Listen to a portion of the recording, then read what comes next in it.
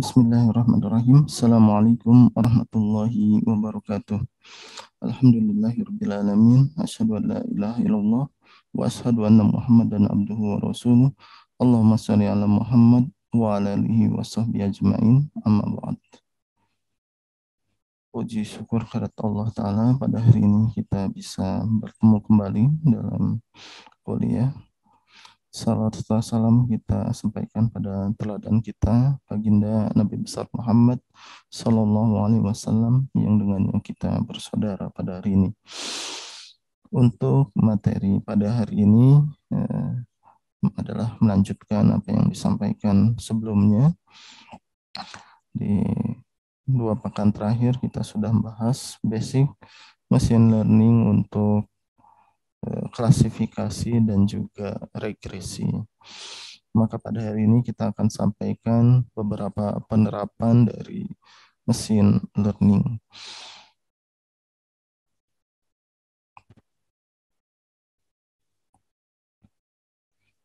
Untuk materi pertama, kita akan menerapkan prediksi pada machine learning pada studi kasus fenomena fisika. Dalam hal ini adalah gerak lurus berubah beraturan. Misalnya ada sebuah mobil bergerak dipercepat dengan percepatan tetap. Jika kecepatan awalnya adalah 10 meter per sekon dan besar percepatannya adalah 2 meter per sekon kuadrat, melalui sebuah pengamatan diperoleh berapa data jarak tempuh untuk tiap waktu tertentu. Metode yang biasa digunakan untuk studi kasus ini adalah interpolasi.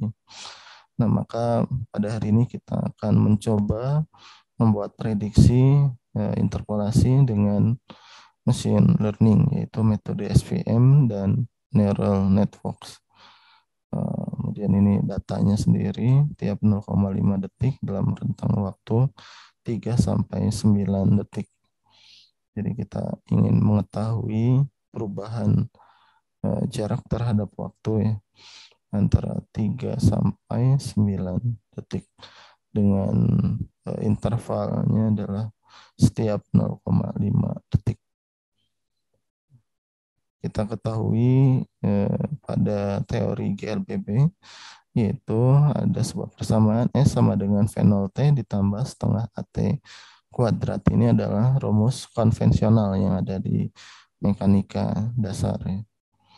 Maka kita ingin membuat prediksi dari data gerak GLBB ini. Kemudian dibandingkan dengan rumus eksaknya, rumus eksak yang ada di teori GLBB. Kita langsung saja ke pemrograman.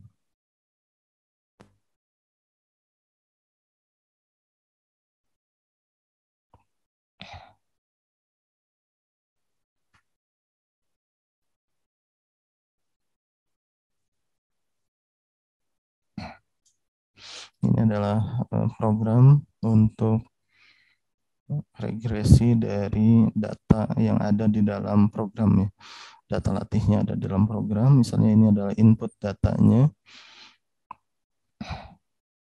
Ini adalah X 3, 6, dan 9, Y-nya 39, 96, 171. X di sini adalah menunjukkan waktu, sedangkan Y-nya menunjukkan perubahan jarak. Jadi X di sini adalah waktu, Y di sini adalah perubahan jarak. Nah, X-nya adalah sebagai inputan, outputannya adalah berupa perubahan jarak. Kemudian di sini kita akan bandingkan antara metode eksak yang ada di teori fisika, yaitu di sini adalah rumus eksaknya 10 dikali T awal ya. Di sini V0 T, V0-nya 10, kemudian setengah AT kuadrat, A-nya adalah 2. Ini rumus eksaknya. Kemudian kita ingin bandingkan dengan data prediksi dari SVM. SVM-nya di sini kita masukkan 2 metode, yaitu RBF dan Poly. Kemudian di sini ada nilai C, gamma. Ini juga bisa kita variasikan parameter-parameter yang ada pada SVR atau support vector mesin untuk regression. Kemudian SVR poly.fit ya, baik untuk metode RBF maupun untuk SVR tipe polinomial. Kemudian ada regresi dengan menggunakan neural network. Di sini kita gunakan MLP regresor. Ini parameternya. Tipe ini adalah LBFGS. Kemudian ada nilai alfanya, jumlah hidden layernya, iterasinya. Ini regresi ANN untuk neural network. Kemudian .fit. Ini yang program yang tengah ini membandingkan ya, menampilkan data X, kemudian Y hasil teori eksak dalam fisika, kemudian Y hasil prediksi dengan menggunakan SVM RBF, SVM polinomial, dan juga Y dari hasil prediksi neural network. Kemudian kita juga memplot datanya. Hasilnya jika kita running,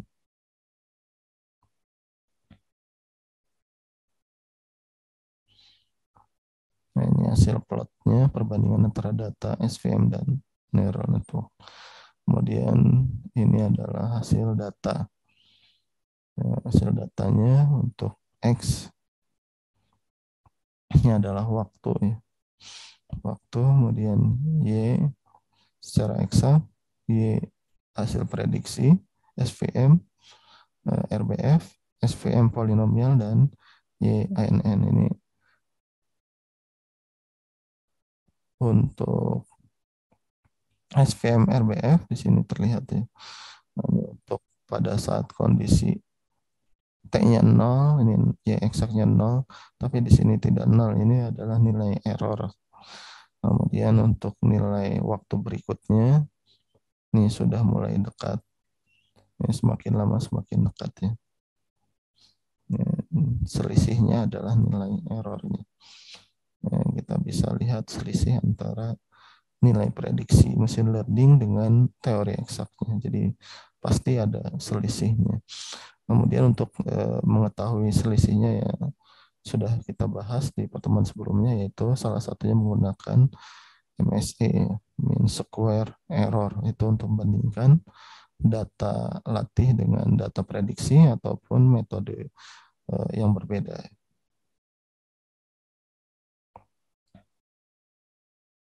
Kemudian untuk data latihnya itu sendiri ini fit ya. Jadi data latih dengan data prediksi adalah fit. Yang berbeda adalah nanti di data yang lain. Ketika kita bandingkan dengan solusi eksak, ya tentu pasti ada perbedaan. Nah, ini adalah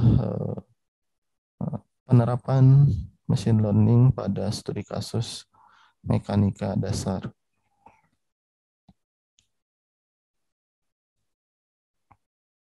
Kemudian penerapan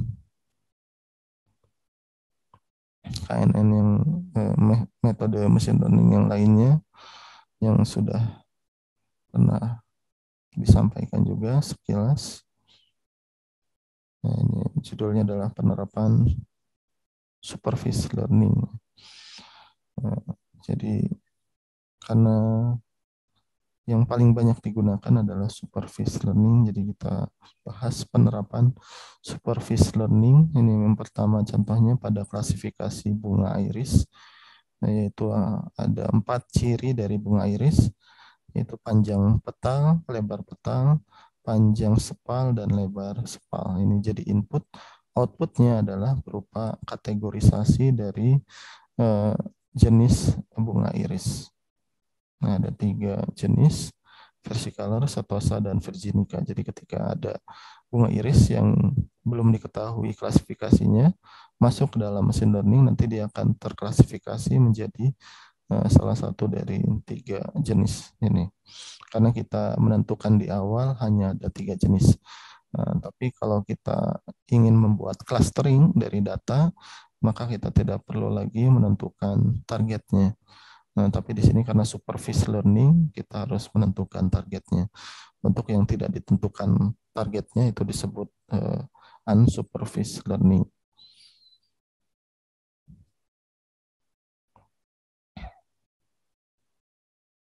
Kemudian ini data iris-nya ini diperoleh dari universitas di Amerika.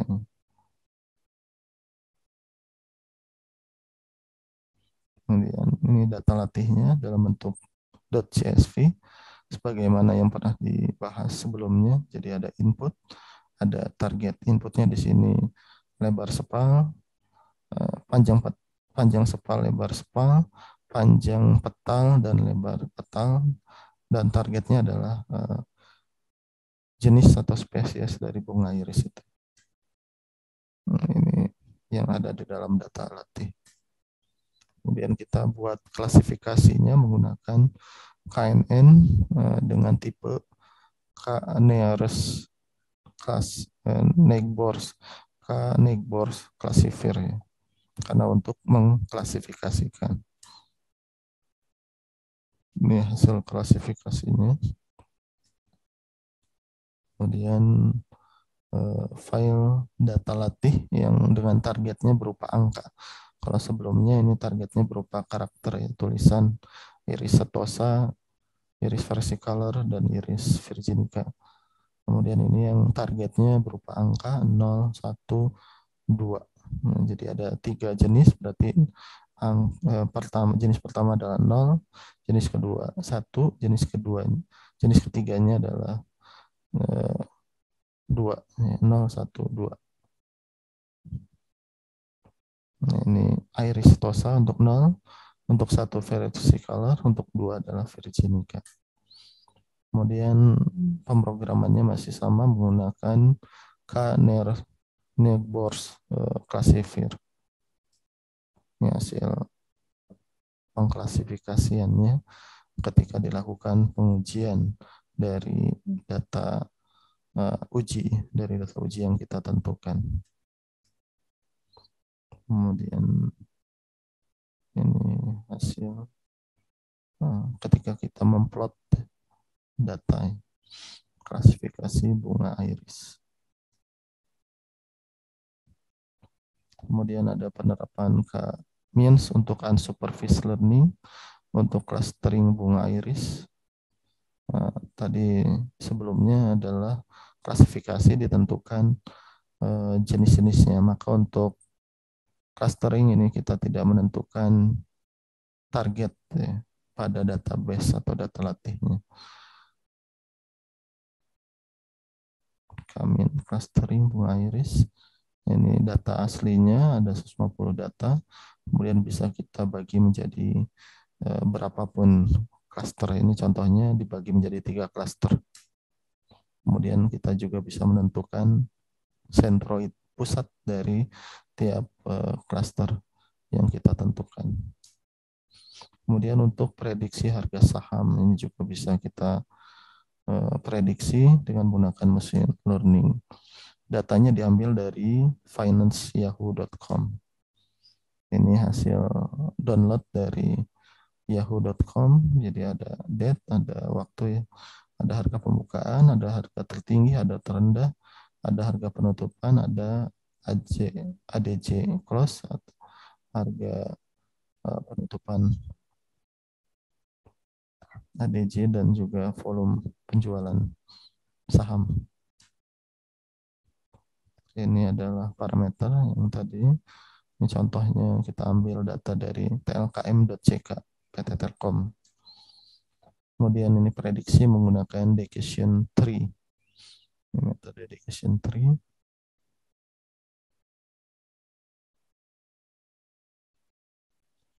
Ini from scurrent.tree import decision tree regressor.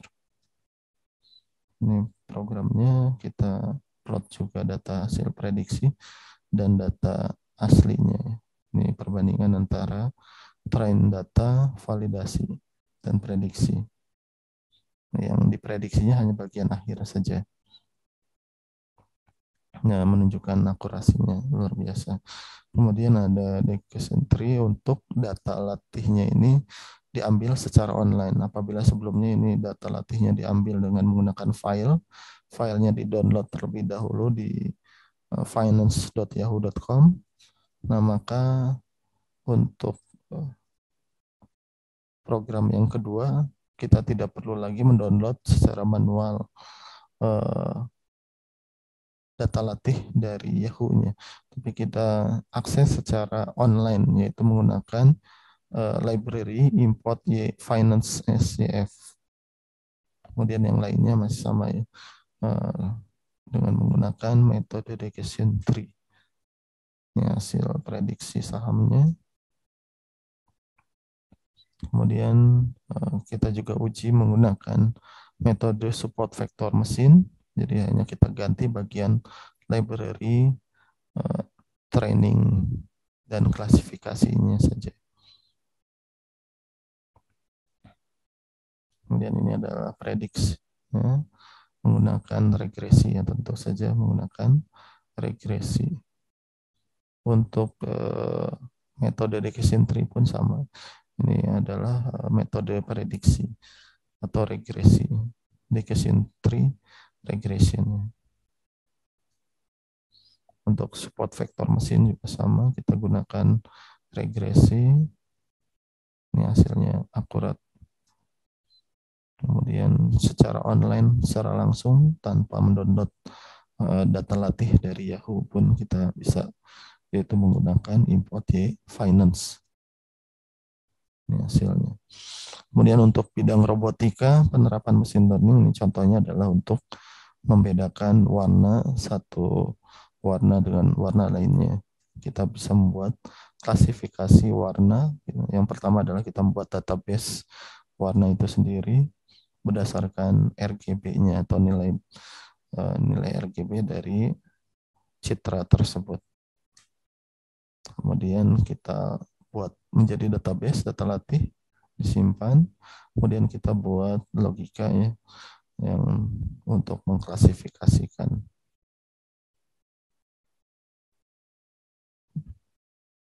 Ini menggunakan programnya adalah program klasifikasi.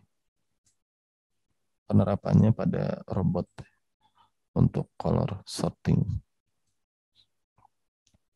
Kemudian pada robot cerdas, pada robot humanoid, supervised learning ini digunakan untuk face detection dan juga face recognition, ya, untuk mengenali wajah manusia. Contoh saja, ini database yang digunakan, kemudian ini adalah hasil prediksinya. Ini langkah pertamanya membuat database, ini. Kemudian ini hasil database-nya, kemudian di training data tersebut, kemudian ini adalah program untuk recognize-nya.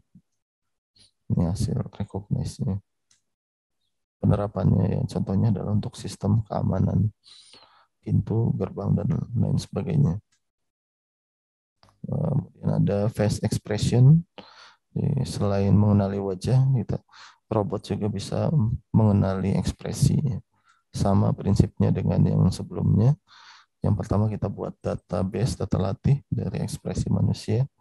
Kemudian kita training, kemudian kita lakukan pengujian, recognize, mengenali ekspresi. Ini contoh hasil pengenalan ekspresi wajah. Nah, gunanya adalah untuk membuat robot sosial yang bisa berinteraksi dengan manusia.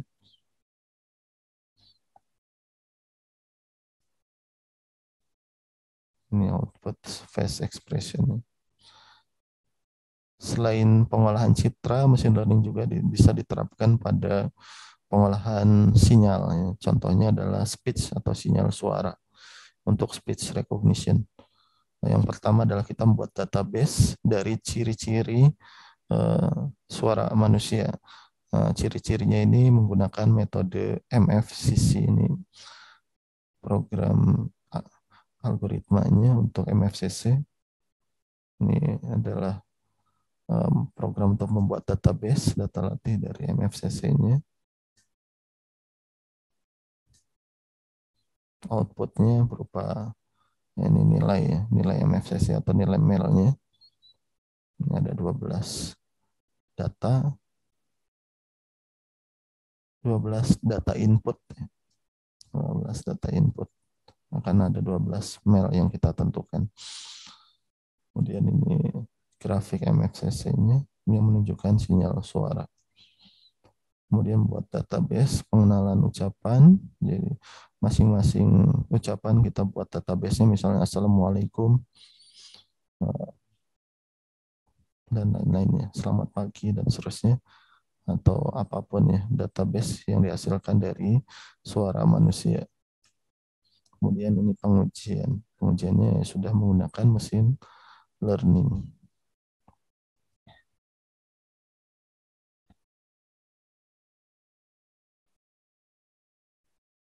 Ini output pengujian dengan menggunakan mesin learning.